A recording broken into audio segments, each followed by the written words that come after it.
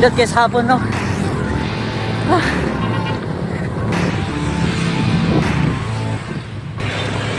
So run from work napunta karon no. So di kayo siya init, medyo cloudy ang panahon. 2 km.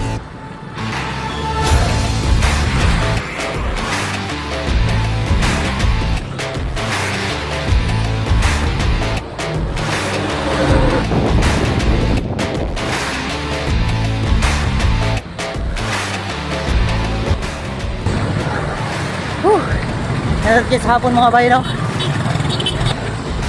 So sakto lang no. Landong lang siya nga pagka-init. 4K.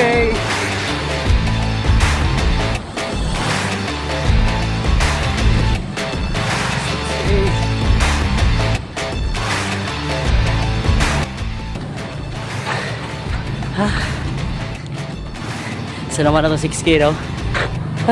Non-stop na karon do. Baya-baya wala dito karang sakit sa tungtuho, di ba? So pasalamat gyapon ta. Kaya okay na to ang tuhod.